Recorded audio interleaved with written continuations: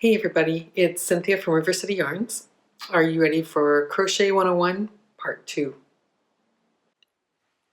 Today I'm going to talk to you about how to work a double crochet, which is a little bit bigger than the half double crochet and obviously the single crochet that we did in the previous session. As well, I'm going to show you how to change colors. And so I just wanted to go back to our previous swatch that we were working on. I'm just going to count my stitches here. 1, 2, 3, 4, 5, 6, 7, 8, 9, 10. 1, 2, 3, 4, 5, 6, 7, 8, 9, 10. Okay, so I've got 10 stitches across, and I'm going to work a new row on top of here in double crochet. And to begin, I'm also going to change colors. So I'm switching from my cream colored yarn to a yellow yarn. I've cut my end here, and as you can see, it's cut a little bit short, but that's okay. We can deal with that. When you change colors, the best way to do that, in my opinion, is to do it in the very last portion of the next stitch. So this row here that I've done is half double crochet, and I'm going to, I've got my last half double crochet here, and you can see that there's one, the last loop is sitting right here. So I'm actually going to pull that loop out and free up those 3 stitches or wraps and put them back on my crochet hook. If when you pull your last one out, or if you make a mistake and something comes up, that's no problem. You just go back to the last loop of the last stitch on your hook, and we're doing a half double crochet, so I'm going to yarn over first, stick my hook through, yarn over again, so that I have 3 wraps on my hook. And now I'm going to grab my new color, and for the last part of the last stitch I'm going to do it with my new color. So that's the draw through all 3 loops on your hook. And so I have 2 tails now, a white one and a yellow one, and I'm just going to leave them tucked back here for now while I carry on with my double crochet. But by doing the last part of the stitch with your new color, it means that your new color starts right on the next row and everything is good. I'm going to begin my double crochet with a chain 2, and I'm just looking for my little stitch marker here. Remember how we were marking the edge of your work so you'd know where your last stitch goes? So we're going to do that again as well. In this case, when we do the chain 2 at the beginning of the row, we're going to put the marker on the first chain. So I'm going to chain 1, close my marker, place it on the loop. There we go, and then chain 2. So my marker is here to mark the edge of my row when I come back. Now I'm going to turn my work around. I want to fit 10 double crochets in here, and I just popped this marker back in here, so I'm going to take it out for a second because I'm not sure I put it in the right place. And I'm just going to count 10 stitches. So this this chain 2 at the beginning of the row, that counts as 1 double crochet, and it should, that stitch should stand right here along the edge. So I'm going to leave this white stitch at the base of it empty. So that means I've got 2, 3, 4, 5, 6, 7, 8, 9, and the 10th stitch is just on the edge here. So I'll put my little marker in here to remind me that that's where my 10th stitch is going to go. So again, I'm not going to put my first double crochet there because when I pull this up like this, the chain 2 is right on the edge, and that represents my first double crochet. So my second double crochet is going to go right here in this next space. Okay, to do a double crochet, it's very similar to a half double crochet. We start with a wrap around the needle, then you put your needle, a wrap around the hook, then you stick your hook through the top edge of the row below, yarn over again, and bring that yarn over wrap to the front. So you will have 3 wraps on your hook. The difference between half double and double crochet is that instead of bringing your hook through all 3 loops, you're going to do it 2 at a time. So you'll yarn over and pull your hook through 2 wraps on your hook, and then with 2 wraps still remaining, yarn over and pull through the last 2 wraps on your hook. Let's do that again.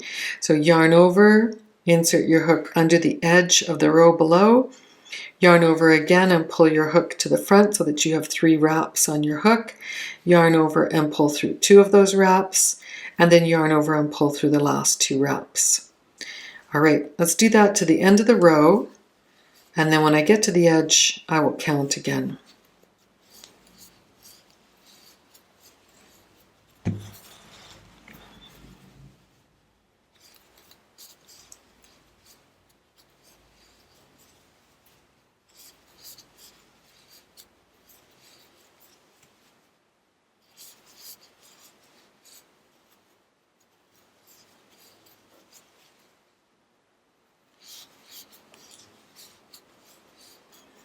Okay, so I've got 1, 2, 3, 4, 5, 6, 7, 8, 9. So my last stitch is going to go right here into the edge of the chain link from the row below. And it's hard to get this sometimes going without that marker in there, so we'll make that easier on the return row. So I'm going to put my last double crochet here. So I've got 10 double crochets going across the row, and double crochets are a little bit easier to count because you can see that there's more space between the posts, and that's kind of convenient for counting because you can kind of pull on each stitch as you go across. So to do the next row of double crochet, we're again going to start with 2 chains. After the first chain, I'm going to put my marker on the loop, then do a second chain, turn my work, and so this double crochet should be sitting right on top of the edge stitch here.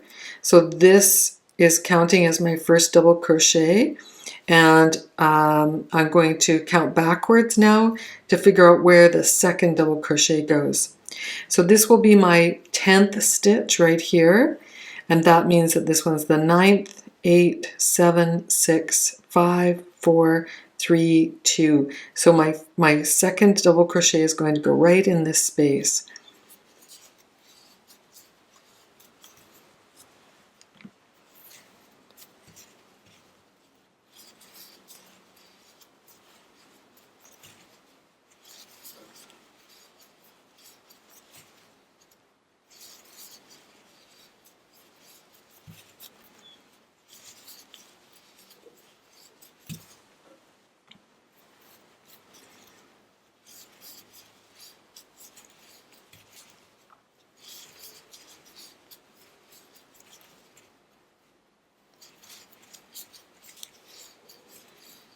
Okay, and my last double crochet is going to go right here where my marker is.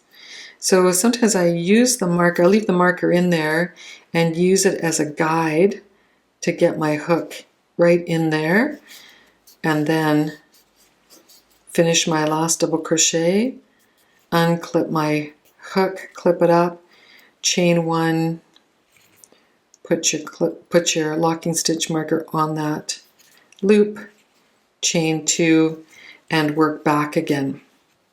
All right, so I'm going to work back, and again, if you want to count, it's much easier to count these ones because you can actually physically see the posts. So 1, 2, 3, 4, 5, 6, 7, 8, 9, and 10. I'll work my way back now, and again, so now I know that my next stitch should go here. It's much easier to see, I think, with the double crochet. So if you hold this double crochet straight up in the air, you want it to line up with the first post on the row below. So my second double crochet should be lining up with the second post. So I'm going to put my second double crochet in here. So once you get started, you don't have to count each row.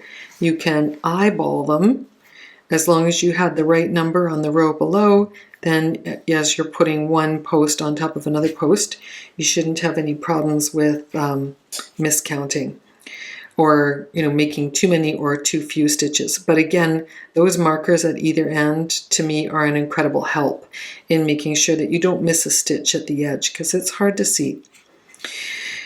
The other thing about double crochet that I think is pretty cool is that it is a tall stitch. And so as you can see here, it's quick to work across the row and your piece grows faster. So one of the stitches I think that's quite common in, say, afghans or big projects would be a double crochet, because it grows quite quickly and it doesn't take you so long to complete a project. So again, this edge stitch, because it's in the edge of a chain 2, can be tricky, so I leave my locking stitch marker in there until I've completed that row. All right, let's talk a little bit about finishing. So you can carry on with double crochet, always starting your row with a chain 2 and remembering that that chain 2 counts as one double crochet. When you're done, you take your scissors and cut your yarn, leaving, I like to leave about a 6-inch tail. With your hook, you take the loop that's here and just pull it out of your work like this. Now you might think, oh no, that's way too loose, that's going to come apart. But as you can see, unless I take my scissors or my needle and pull on that edge, it's not coming apart. So to get that, to secure that in place, you just take your wool needle, and here I'll take my locking stitch marker out as well. And I'm just going to tack that down by inserting my wool needle into the stitch on the row below. There we go. Okay, and then you can weave that end in along the edge of your work. The end will stay in there securely as long as you take some time to weave it in. So in weaving, you're kind of taking your shuttle and going up and down through the thread. So when we talk about weaving in sewing in our ends, we simply, I mean, take your needle and insert it in back and forth in a back and forth direction. So as I'm weaving in my end, my needle is going away from me, and then I bring it back in toward me. And then it doesn't pull out, and it's hidden nice and invisibly along the edge here. Another way to hide your end, if you want to, is by going through the top edge of your work. So I don't want to weave in my yellow along here because you'll see it. So I'm going to take my yellow thread and pull it up to the next row, and then I can just weave it in along the edge of the work like this. Pull it through. See that? Okay. And then I will trim my end here. And when I trim it, I leave a small amount sticking out. And that's because when you put tension on it like this, that end tends to suck in to the edge that you've woven it into. So that's how I deal with my ends. I always cut it a little bit short. Let's talk about this yellow end here. So again, I can weave it up the edge here, or I can weave it up here and then bury it inside the edge of this row, which I think is probably what I would do. So again, I'm just going to slip it underneath any kind of loop on the edge. You can go kind of in between the stitches like this. And now that I get it here, I can take my needle and just skim under several of the wraps along the edge of the work here. And because it's yellow on yellow, you won't see that vertical line going in here. If I want to make it really, really secure, I can come back on that same edge. And again, if there's room to do that, this is a worsted weight yarn and it's nice for working with for that reason that it's fairly thick. So if you were to wrap your end into one place twice, you're not really going to see it. Okay, so that'll never come out because it's gone in here, around, through a little loop, down and back again. I can pick it out if I need to, but it's not going to pop out on me and come undone. So there's my little edge that I've left, and I just give it a little pull and it disappears. Okay, and then this end was quite short, but again with a wool needle that has a nylon, I don't know if you can see that very well, a nylon loop on the edge of it. It's quite easy to thread into place. So with this short tail, I will put my needle in where I want it to go, and then just pull that end through.